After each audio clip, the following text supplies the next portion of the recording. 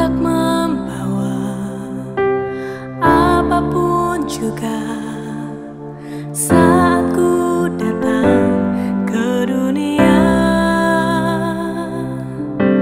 Ku tinggal semua pada akhirnya saat ku kembali ke surga.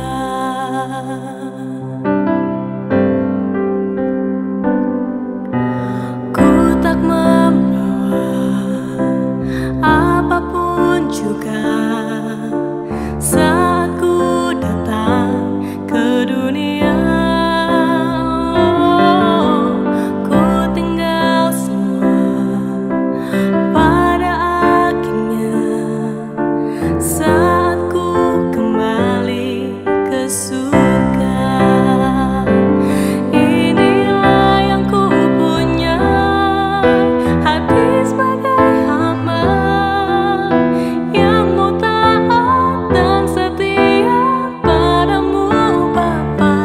Kemana kan ku bawa hati yang menyembah dalam roh dan kebenaran sampai selamanya. Oh, inilah yang ku punya, hati sebagai hamba yang mau taat dan setia padamu Bapa.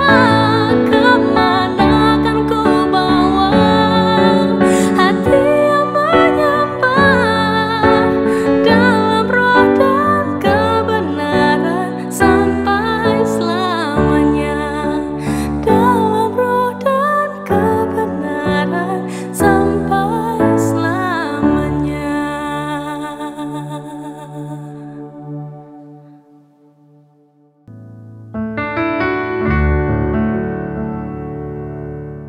Pemirsa Mimbar Agama Katolik mungkin pernah mendengar kata PHP alias pemberi harapan palsu. Ada janji tapi tak ada aksi. Lantas bagaimana kita umat beragama Katolik melakukannya dalam kehidupan sehari-hari supaya kita tidak dibilang PHP? Oleh karena itu kita akan dengarkan bersama tema kita hari ini, yaitu berbicara saja tidak cukup, bersama Romo Raffi Uran CSSR dari Gereja Santo Leo Agung Paroki Jatiwaringin.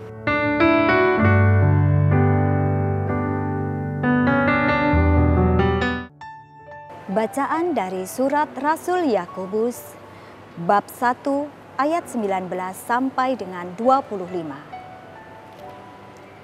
Hai saudara-saudara yang kukasihi, ingatlah hal ini.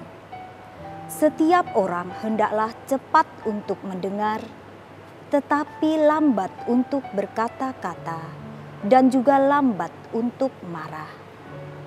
Sebab amarah manusia tidak mengerjakan kebenaran di hadapan Allah. Sebab itu, buanglah segala sesuatu yang kotor dan kejahatan yang begitu banyak itu.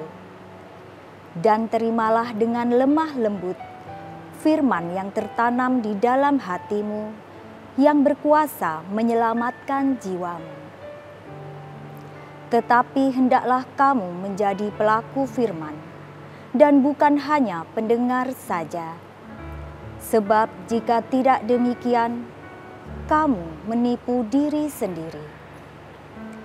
Sebab jika seorang hanya mendengar firman saja dan tidak melakukannya, ia adalah seumpama seorang yang sedang mengamati mukanya yang sebenarnya di depan cermin.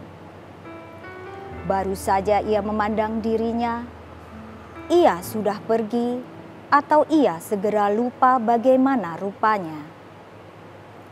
Tetapi barang siapa meneliti hukum yang sempurna, yaitu hukum yang memerdekakan orang, dan ia bertekun di dalamnya, jadi bukan hanya mendengar untuk melupakannya, tetapi sungguh-sungguh melakukannya, ia akan berbahagia oleh perbuatannya.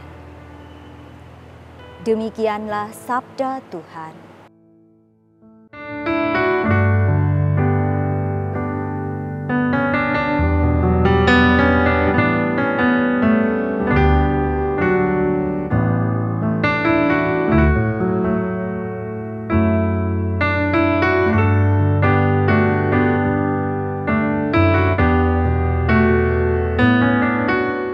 Ibu bapak, rekan-rekan muda dan adik-adikku yang terkasih, saya Romo Raffi Uran CSSR.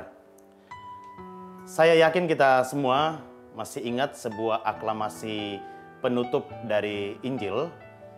Berbahagialah orang yang mendengarkan sabda Tuhan dan tekun melaksanakannya. Masih ingat kan Bapak Ibu? Berbahagialah yang mendengarkan dan tekun melaksanakannya. Dua poin yang ditekankan di situ, yaitu mendengarkan dan melaksanakan. Dua dimensi ini sulit untuk dipisahkan kalau berbicara soal pelaku firman dan pendengarnya. Dalam bacaan dari surat Rasul Yakobus yang kita dengar tadi, ditekankan dengan sangat tegas. Hendaklah kamu menjadi pelaku firman dan bukan hanya pendengar saja. Sebab jika tidak demikian kamu menipu diri sendiri. Jelas ya Bapak Ibu ya. Kalau kita hanya menjadi pendengar yang setia tanpa melakukan, itu sama dengan kita menipu diri kita sendiri. Saudara-saudariku, umat beriman yang terkasih dalam Kristus. Ada seorang teman saya, ia mempunyai posisi atau kedudukan yang bagus di sebuah perusahaan tempat ia bekerja. Dari segi upah sangat tinggi sehingga kehidupan ekonomi keluarganya itu mapan. Ia juga adalah seorang yang sangat beriman. Ia rajin sekali berdoa, mengikuti Ekaristi, membacakan firman Tuhan dan merenungkan. Lama kami tidak berjumpa. Beberapa bulan yang lalu ketika saya mengunjungi sebuah tempat, tanpa sengaja saya bertemu dengan beliau. Lalu saya bertanya, ngapain kamu di sini? Lalu dia mengatakan begini, Romo, doakanlah saya, doakanlah keluarga saya. Saya di sini sudah hampir 2 tahun karena terlibat di dalam sebuah konspirasi yang membuat perusahaan kami bangkrut. Saudara-saudariku, dari kisah ini mau mengatakan bahwa sekalipun kita itu kehidupan ekonominya mapan, orang yang tekun mendengarkan dan merenungkan sabda Tuhan, tapi kalau kita tidak melaksanakannya, maka kita dapat menerima dampak atau efek dari perbuatan kita itu. Maka saudara-saudariku, melalui bacaan yang kita dengarkan pada hari ini, saya mengajak kita semua, janganlah hanya sekedar menjadi pendengar firman, karena itu saja tidak cukup. Jadilah pelaku firman. Jika memang Yesus mengajarkan bahwa kita harus mengasihi dan mencintai, maka kita harus mengasihi dan mencintai. Jika Yesus mengajarkan kita untuk mengunjungi panti-panti asuhan, mengunjungi orang-orang yang sakit dan menderita, ya kita jalankan. Yakobus dalam suratnya hari ini mengajak kita untuk senantiasa memberikan perhatian kepada orang yang menderita.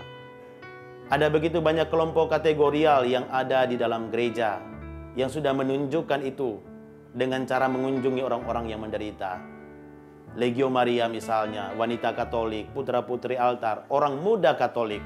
Tingkatkanlah itu supaya kita mampu menjadi pelaku-pelaku firman pada zaman ini. Tuhan memberkati.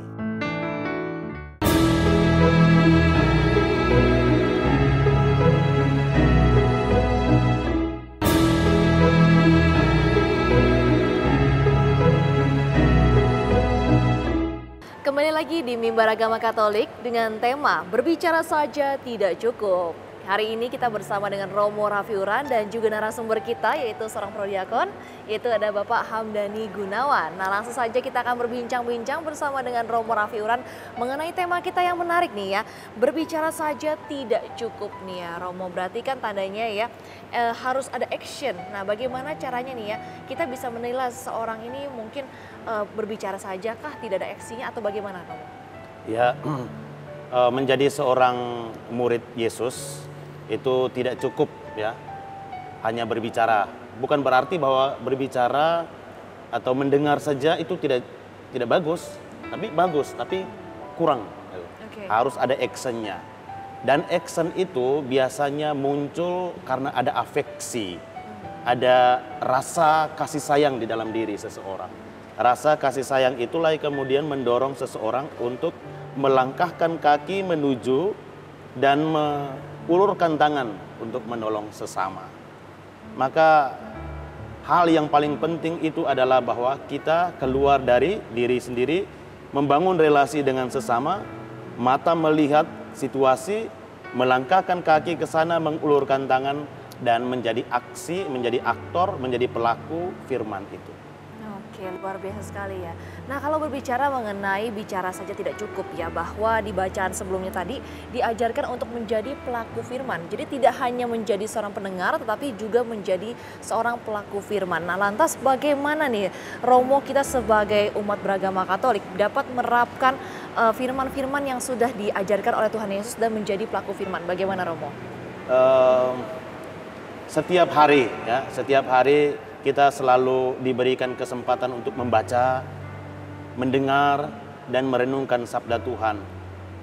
Dan kita harus mengejawantakan apa yang kita bacakan, apa yang kita dengarkan, apa yang kita renungkan itu dalam kehidupan kita setiap hari. Kalau hanya sekedar mendengarkan, ini kamera, perekam, dia justru menjadi pendengar yang paling baik. Karena dia bisa mendengar dan merekam semuanya dengan baik. Nah, kita bukan kamera itu. Betul. Kita manusia, kita orang yang beriman. Maka kita harus menjadi pelaku supaya membedakan dengan makhluk-makhluk yang lain. Wah, luar biasa sekali ya pemirsa mimbar agama Katolik, bahwa ternyata kalau mau jadi pendengar aja jadi kamera atau pemirsa mimbar agama Katolik. Berbicara mengenai pelaku firman nih ya, kalau dari sisi pengajaran dari agama Katolik itu bagaimana? Kalau kita lihat salah satu makna kehadiran Allah menjadi putra, itu karena mau menunjukkan kepada manusia bagaimana manusia seharusnya hidup.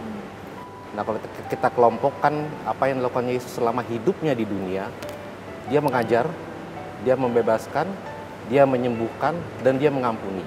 Ya. Ini yang kita copy paste. Mengajar dalam pengertian bagaimana kata dan laku kita bisa menjadi teladan bagi orang lain. Ya. Ini sesuai dengan seruan Paus Fransiskus bahwa pewartaan yang terbaik adalah pewartaan melalui daya tarik dari kata dan laku kita.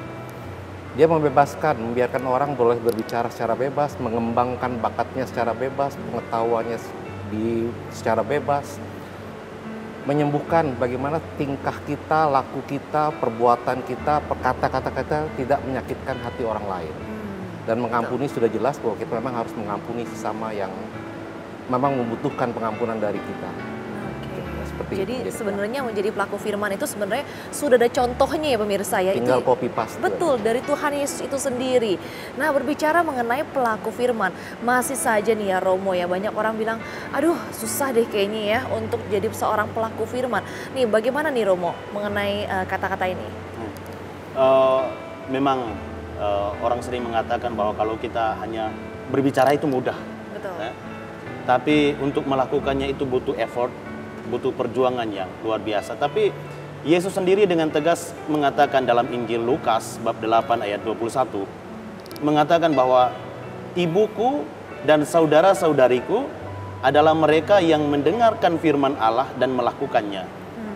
Maka kalau kita mau menjadi saudara-saudari Yesus, maka tidak ada pilihan lain selain kita melakukan apa yang difirmankan oleh Yesus.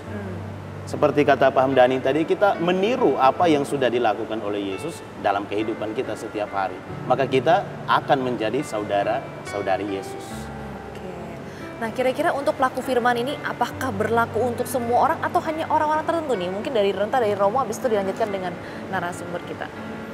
Pelaku firman ya memang diharapkan bahwa kita semua itu menjadi pelaku firman, karena firman yang diajarkan oleh Yesus, oleh Allah kepada kita itu semuanya baik. Ya, semuanya baik. Tidak ada firman yang tidak baik. Maka kita semua dituntut untuk melakukan kebaikan. Ya, yang merupakan pengejawantaan atau merealisasikan firman Allah yang baik itu. Maka semua orang sebenarnya dituntut Tapi sekali lagi tergantung pada diri kita sendiri. Betul, Ya. betul. Baik, berarti menurut Romo Raffi Uran itu adalah menjadi sebuah kewajiban ya. Menjadi seorang pelaku firman adalah kewajiban. Baik, nanti kita akan bertanya opininya bersama dengan narasumber kita yaitu Bapak Hamdani. Tapi setelah jeda yang berikut ini ya, tetap di Mimbar Agama Katolik.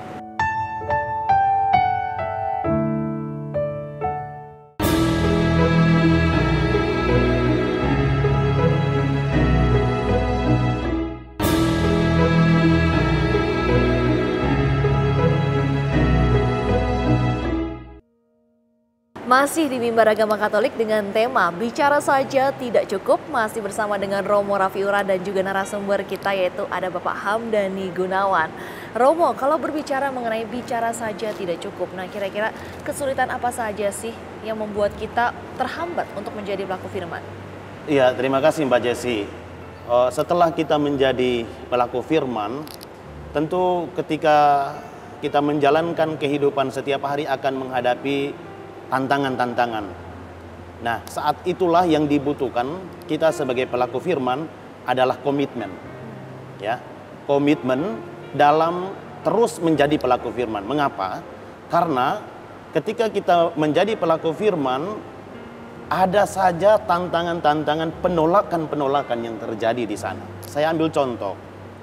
Ketika kita mau memberikan bantuan kepada orang yang sedang mengalami musibah, pada saat itu bisa saja orang menolak bantuan kita. Betul. Ya. Nah, apakah ketika kita ditolak, kita menyerah? Sebagai pelaku firman yang setia, kita tidak perlu menyerah, tapi kita harus tetap komitmen untuk menjalankan tugas perutusan kita sebagai murid-murid Yesus yang mau melakukan firman itu dalam kehidupan setiap hari. Baik, jadi kalau berbicara mengenai pelaku firman dan bahkan perbuatan baik aja susah ya Romo Susah, ya. ya, betul. Kita langsung aja bertanya kepada narasumber kita hari ini yaitu Bapak Hamdani. Nah, sebagai seorang prodiakon dan juga sebagai seorang pengajar nih, pastinya adalah seorang pelaku firman. Bagaimana menjadi seorang pelaku firman di dalam kehidupan sehari-hari? Mungkin ada tantangan atau hambatannya seperti apa? Iya. Kalau menurut saya tantangan bisa datang dari dua sisi.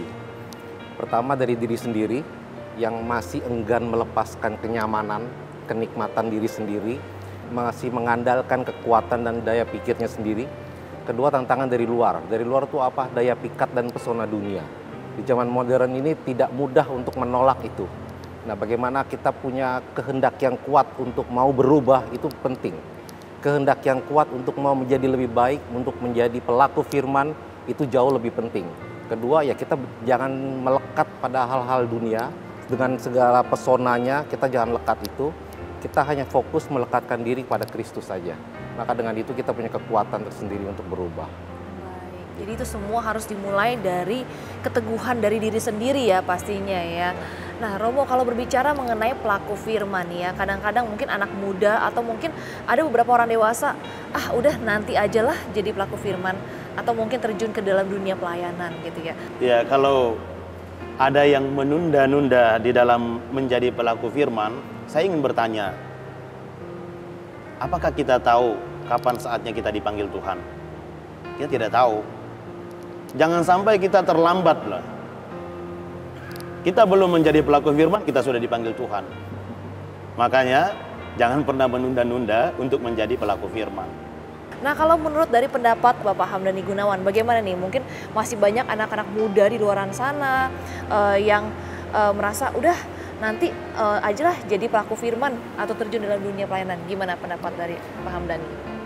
Iblis tidak akan bicara sekarang surga tuh tidak ada atau neraka itu tidak ada. Orang nggak akan percaya.